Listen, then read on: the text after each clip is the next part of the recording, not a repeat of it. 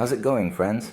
Today I'm bringing you this Whirlpool brand washing machine, from which we were already removing this slanted lid because we're going to disassemble it completely. We finished with this lid and continue with two latches on the inside held with 4/4-inch screws. So we're going to remove these latches, but first let's not apply force to this one we have here or any of them, because they have a hook holding them in this way. And we remove that to free.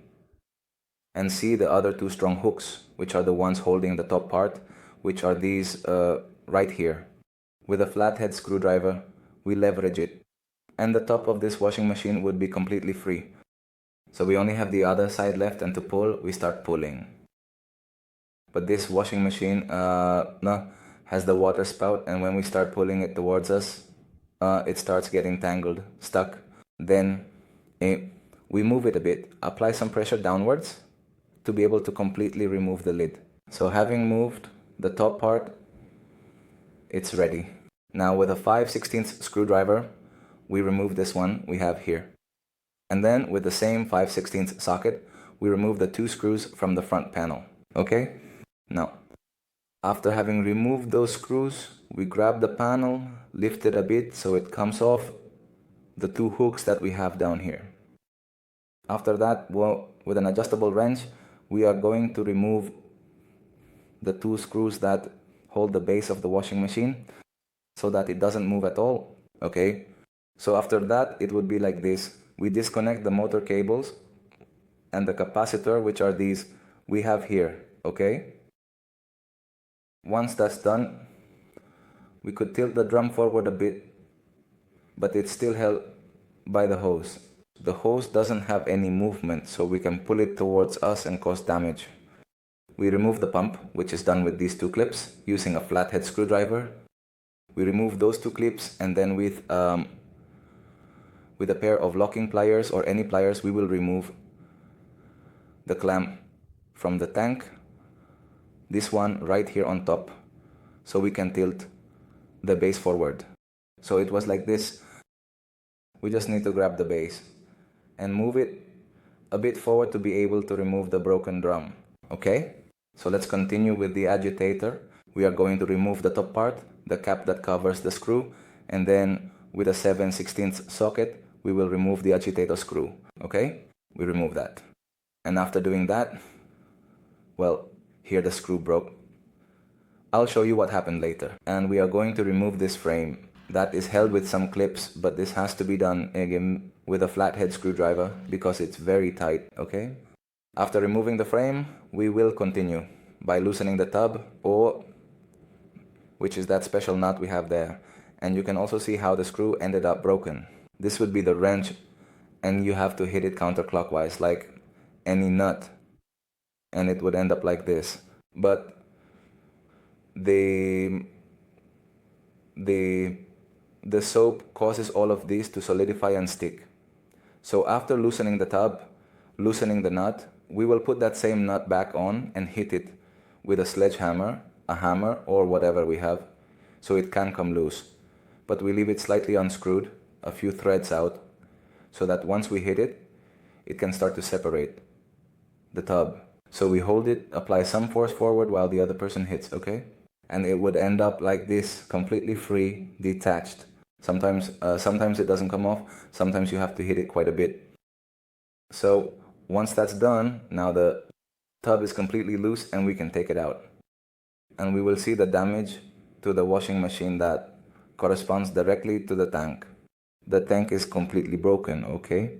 Here we see the opening, the gap it has. This could also be repaired, but the person wanted a completely new tub. Or not new, used, because this model is a bit old, but it looks like new.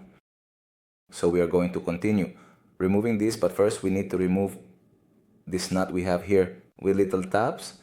We are going to tap, tap, tap, tap until it comes out, okay? But be very careful because this piece can also deform. So you can help yourself with a little bit of oil, okay? So this is ready, but the tabs of the plastic part are attached here in this part as well, and in the back. That screw is a 1/4 inch, so you need to remove 3/4 inch screws. And over here, this base is a little different because it also has the same 1/4" screw, but in addition to that, it has a spring. Let me focus a little better. This spring, it is counterbalancing the tub, okay? Remember that the motor is at the front and this spring is exerting force at the back. Once the 3/4" screws are removed, it's this small plate we have here. This plate with a spring, it's not difficult to put on, okay? We remove all these 3 plates, and at the back, the one that also has the spring, and then the tub would be completely free with nothing holding it. We just clean the part of the shaft so it can slide upwards, and then we finish taking it out. And what do we see? Well, we see this system, a beautiful system, a system without what's it called? Shock absorbers. It was the American system before. It was very, very, very good, honestly. And here is the other piece I was telling you about with the 2 springs. Okay, so with that ready, we're going to finish up. Here's the split tub and the other tub that we're going to install. But we also changed the seal. That seal was already old, it was horrible, okay? So we replaced the seal with a new one, okay? The seal fits in with pressure. You can also add a bit of silicone if you want, but the seal, well, if you install it correctly, it fits perfectly, okay? So after this, all that's left is to mount the tub again, okay? Resecure, go over again with these clips to ensure they are well secured in this way.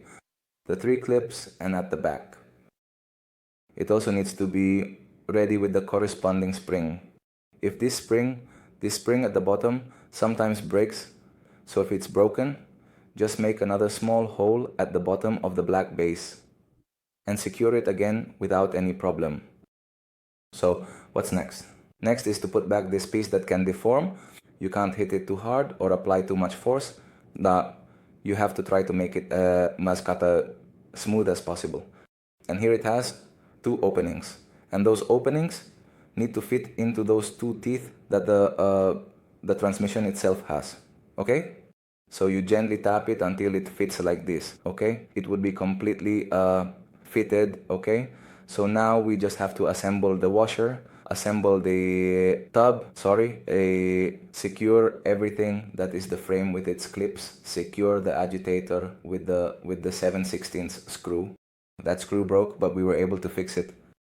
And again, secure the tub, the base of the washer, connect all its drain pump, the drain hose, and it would be ready to mount what would be the casing, the covers, okay? Remember this little lock we have here, the hook, and secure the top part again with the hooks and the latches that correspond with a 1/4" screw, okay?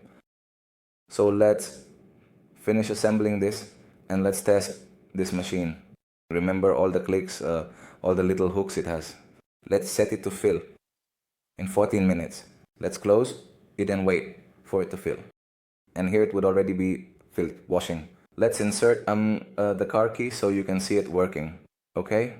So, well friends, that's all for this video. I hope you liked it. Until next time.